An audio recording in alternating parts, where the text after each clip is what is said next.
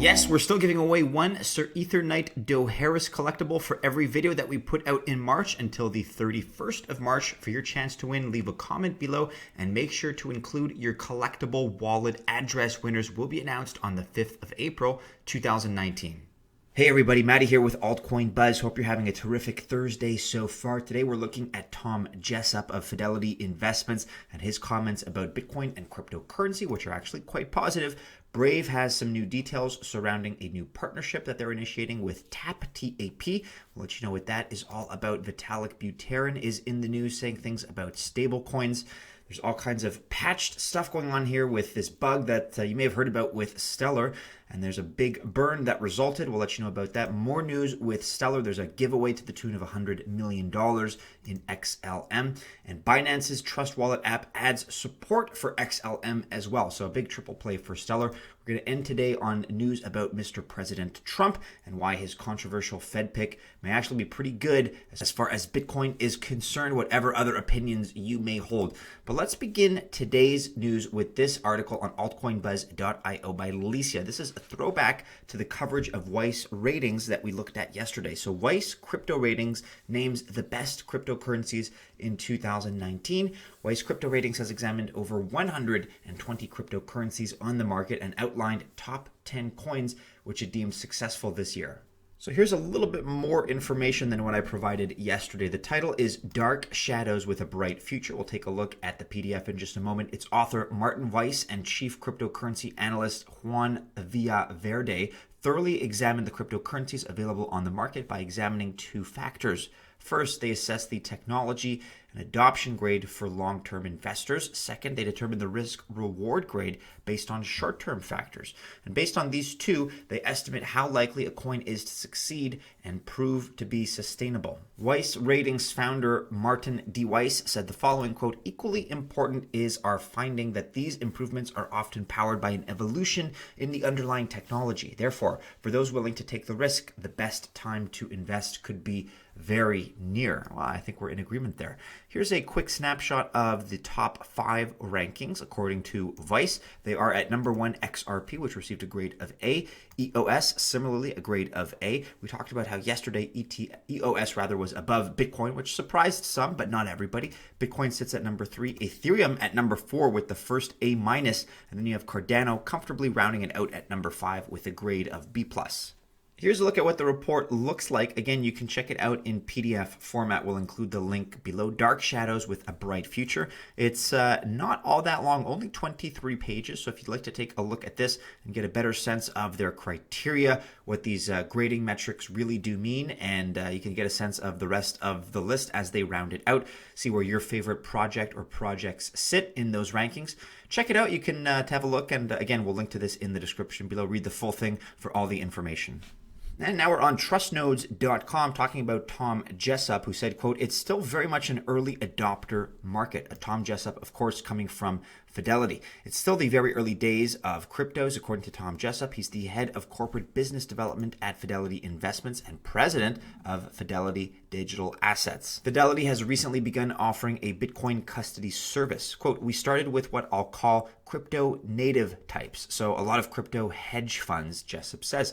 "They're dipping their toes, seeing whether the water is nice enough to swim. Behind them stand about $2.5 trillion in funds under management, a wholesaler of 401k pensions." Quote, "Look, I don't think that the market's ready for this," he says, referring potentially to bringing the 401k side to crypto.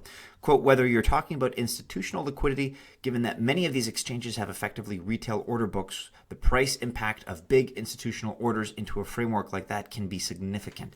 And I think it is going to be too overwhelming right now with what we have in terms of infrastructure for them to cope with these massive players entering the space quickly and abruptly."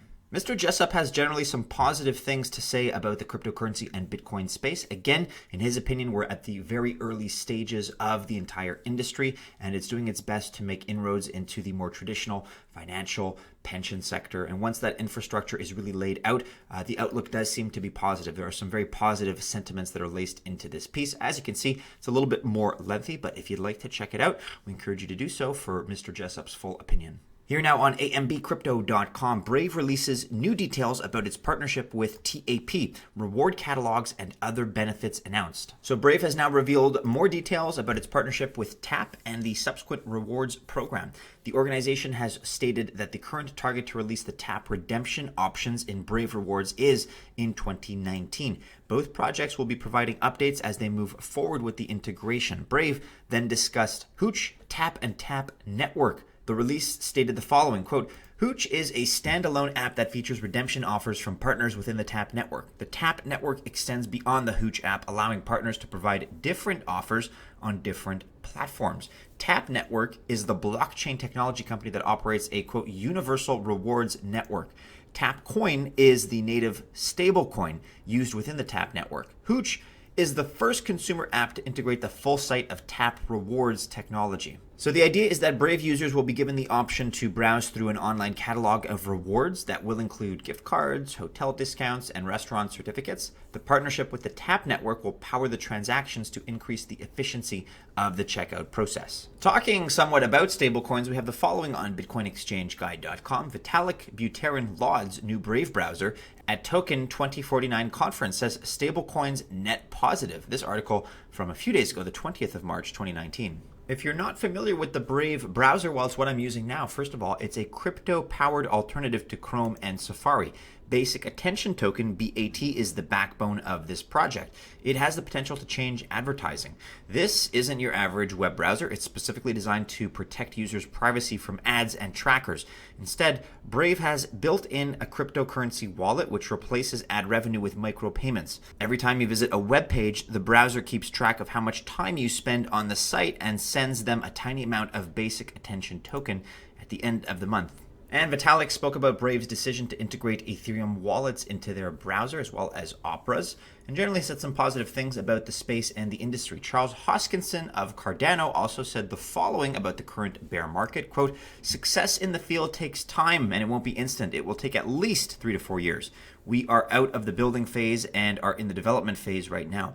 What is bizarre is that we have been a launched product for a long time now and are aiming to go from a federated system like Ripple to a fully decentralized system. We are aiming to become 100 times more decentralized than Bitcoin and 50 times more decentralized than EOS, talking of course about Cardano. We're going to have to switch gears now and go rapid fire, but if you're not across these updates with Stellar, I'm going to at least point them out for you here on Cointelegraph.com. Stellar patched an inflation bug and burned the resulting 2.25 billion XLM, according to research. You may want to check that out if you're a big devotee and a fan of Stellar. This on altcoinbuzz.io. Coinbase is giving away $100 million in XLM to users who study the Stellar protocol. Via Coinbase Earn, Coinbase is giving away 1 billion Stellar Lumens, that's over $100 million, to users that are willing to study the Stellar protocol. This is an article by Luke. Check it out in full. You can always link to it, of course, in the description below. And with the last of 3 XLM updates on the day, Binance's Trust Wallet app adds support for Stellar Lumen. Article on CryptoGlobe.com. Lastly now for today on ccn.com, whether you like or dislike President Trump, his new controversial Fed pick is massively bullish for Bitcoin. And this is where the world of politics sometimes intersects with the world of cryptocurrency. So Donald Trump might frequently complain about the Federal Reserve and Jerome Powell, but until now, no one cared. His latest move to recommend Stephen Moore for a seat on the Fed's board is potentially explosive, with ripple effects that could hit the global monetary system hard. Puppet central banks and inflation go hand in hand. So over the long term, this could be extremely bullish for Bitcoin. Now, CCN has become quite sanctimonious and political as of late, in my opinion. I don't know if you guys have noticed that as well, but they're delving into politics and everything. This goes way beyond a report of what's happening with this new appointment, potentially, of Stephen Moore. There's a lot of opinion in here, and I find it kind of tacky, but you can read more about it. So in essence, President Trump is preparing to nominate what they call the unqualified but loyal Moore, and in so doing, Trump is performing an almost sacrilegious act in the eyes of the establishment. Oh no. And why are the stakes so high? Well, the US dollar is the world's currency, as 62% of all central bank holdings are in USD.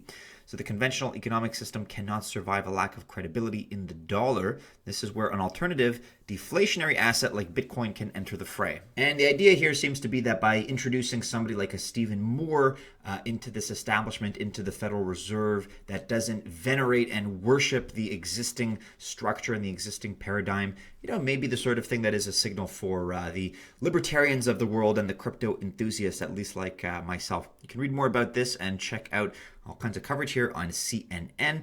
Examples of inflation, superinflation in the case of Venezuela, for example, when central banks get it wrong. Bitcoin is a hedge against the end of the financial establishment. I tend to agree with that, sure. Crypto is a pure hedge in a world of dollar-correlated assets. Stephen Moore, if Fed raises rates tomorrow, they should all be fired. So you can get a sense of his economic perspectives from that right there. Disclaimer, of course, the views expressed, yada, yada, yada. You can let me know in the comments below whether you think CCN is getting a little bit preachy in the way that they write and the topics that they cover especially. But there it is. Let us know your thoughts and your opinions in the comments below. With that, everybody, do be sure you're following Altcoin Buzz on all the social media. Keep checking into the website, of course, altcoinbuzz.io. If you enjoyed this video, go ahead, like, subscribe, share, and hit the bell to receive notifications. Best of luck, everybody, if you choose to invest. Hey, have a great Thursday. We'll see you again, hopefully tomorrow in our next video on Friday. Take care, everybody.